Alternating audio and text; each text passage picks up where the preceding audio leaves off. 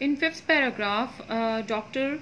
Luther said that if nation ignore our movement and underestimate black determination, so it will be horrifying for the whole nation.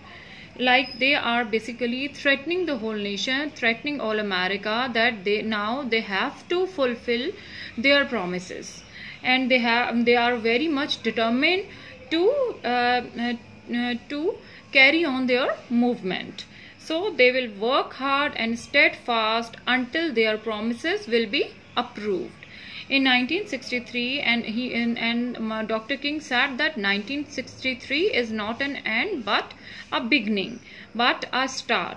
If nation did not solve their issues and ignore their movements, so they will find horrifying disaster, and they will not be contented until Negroes will not get their freedom. In sixth paragraph, Dr. King said that there is something that he want to tell their people, that who are standing on the warm threshold.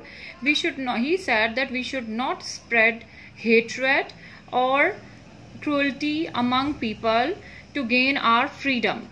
Because why he was saying? Because he was a great non-violent leader.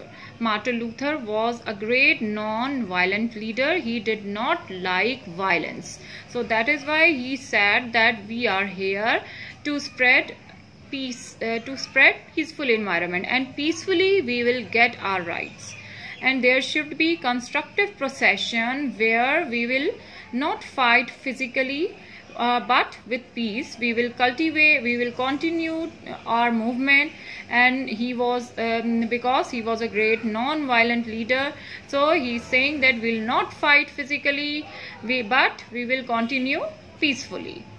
Okay, now in next paragraph he was saying that this surprising military force has surrounded black people and may lead us to white people distrust, because many white people has realized that we cannot walk alone without, or we are bound to each other. He was saying that black and white can live together, and they cannot be satisfied without each other.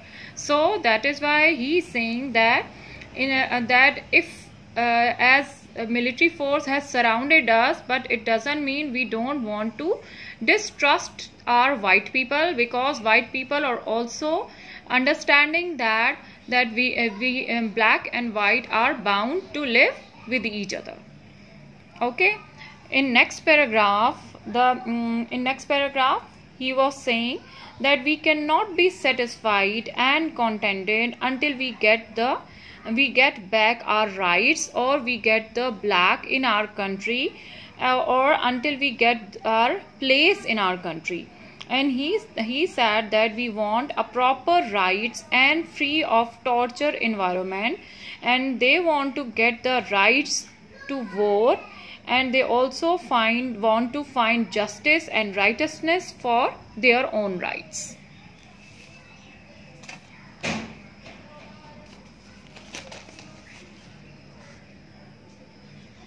And he said that they should not be judged by their color or by their color discrimination, but they should be judged by their morality or their moral characters.